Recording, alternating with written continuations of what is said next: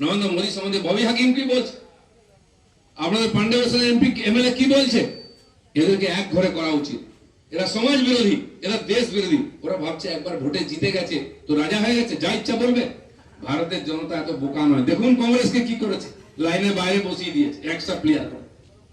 Rahul Gandhi interview কেউ নিতে যায় না, কংগ্রেস আছে কিনা লোকে বুঝতে পারছে না। তো সেই জন্য আজ যারা এই দেশের বিরোধিতা করছে, নরেন্দ্র মোদীর বিরোধিতা করছে, সেনাকে অপমান করছে, মহিলাদের অপমান করছে, এদেরকে জবাব দিতে হবে। এই ধরনের পার্টি সরকার চলতে পারে না পশ্চিমবাংলায়, ভারতবর্ষে চলতে পারে না। তাই 26 আসছে, এসব জবাব দেওয়ার উত্তর দেওয়ার সময়। গতবারে আমরা লড়াই করেছি, আর এই লড়াই এমনি হয়নি।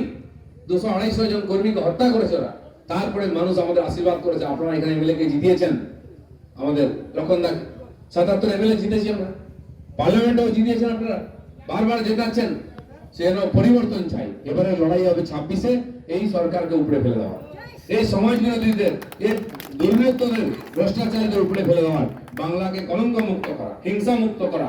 সে 550 কোটি টাকার মালিক, আর সে যা ইচ্ছা করছে, যা ইচ্ছা বলছে, পার্টি তার বিরুদ্ধে ব্যবস্থা নিচ্ছে না। কারণ কি, 550 কোটি টাকা তো ও ঝেড়েছে, পার্টিকে তো 1000 কোটি টাকা দিয়েছে। কার দম আছে? তার বিরুদ্ধে ব্যবস্থা নয়, তার পার্টি উঠে যাবে। এই লোকগুলো পার্টিকে বাঁচিয়ে রেখেছে, পার্টিকে চালিয়ে রেখেছে। এদের জন্য মমতা ব্যানার্জি মুখ্যমন্ত্রী আছে, যেন কেষ্টর মতো লোক বাড়বে। আরো এই ধরনের লোকদের নিয়ে এমএলএ এমপি করা হবে। রোজ আপনাকে শুনতে হবে, দেখতে হবে এই ধরনের যে জুয়াচুরি। পশ্চিমবাংলার রাজনীতি কোথায় যাচ্ছে? একটাই পার্টি টিএমসি, একটা মাছ, সে পুরো পুকুরকে দূষিত করছে। যেরকম করে সেরকম এই কি বলে তেলাপিয়ার জাত পুরো পুকুরকে একদম জঙ্গলে ভরে দিচ্ছে, অন্য কোনো মাছ থাকতে পারবে না। জলা করে দিচ্ছে, ডোবা করে দিচ্ছে পশ্চিমবাংলার রাজনীতি। এর থেকে মুক্তি চাই, তাই ভারতীয় জনতা পার্টি লড়াই করছে। নরেন্দ্র মোদী যে কাজ 11 বছর ধরে করছেন, গতকাল পরশু আমরা সেই অভিযানের উদ্বোধন করেছি। 11 বছরের কাজের যে খতিয়ান, সেটা মানুষকে তুলে প্রত্যেক বছরই করি আমরা। এমপি দুর্নীতির জন্য তার মেম্বারশিপ চলে গেছিল, মহামিত্রে সাসপেন্ড হয়ে গেছিল, আবার জিতে এসেছে। 1 বছর থাকতে সাসপেনশন হয়ে গেছিল, মেম্বারশিপ চলে গেছে। সেদিন একজন এমপি আবার কি ইউজ করেছিল, এত মিথ্যাবাদী, এত মানে ছোট লোকেরা কি ভাষা কার প্রতি বলা উচিত, তার স্তরে নামিয়েছে।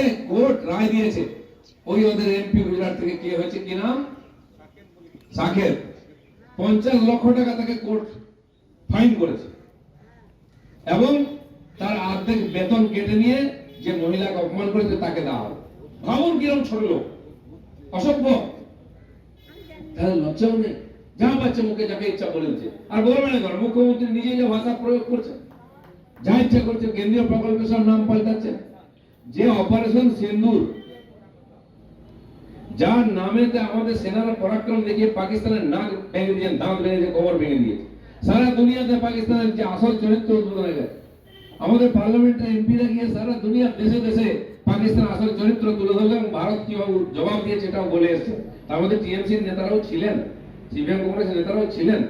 সেই অপারেশন সিন্দুর, যে সিন্দুরই আমাদের মায়েদের সম্মান, মহিলাদের সম্মান, অস্মিতা, সেই সিন্দুর দেখে দেখে হত্যা করা হয়েছিল হিন্দুদেরকে। তাই অপারেশন সিন্দুর নাম দেওয়া হয়েছিল।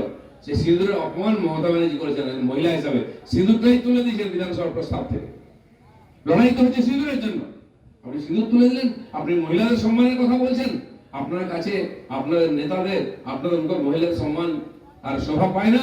কেষ্ট যে কথা বলেছে অনুব্রত মণ্ডল, তারপরে টিএমসি কেউ যে মহিলাদের সম্মানের কথা বলে, তার চিন্তা করবেন দুবার। এই অসভ্য ছোট লোকগুলো বাংলার সংস্কৃতি কিভাবে নষ্ট করছে, ভারতের সম্মানকে নষ্ট করছে। একজন মহিলা কি করে কথা বলতে পারে? তিনি মোদীর স্ত্রী নিয়ে কথা বলে।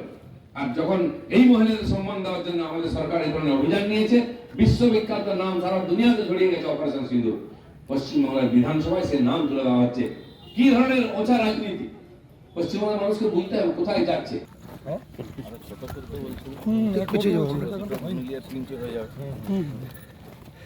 গ্রামীণ এরিয়া বেশি যেখানে হয় না, সেখানে একটু বড় চারটে পাড়া নিয়ে মন্ডল এরকম একটা ব্যাপার।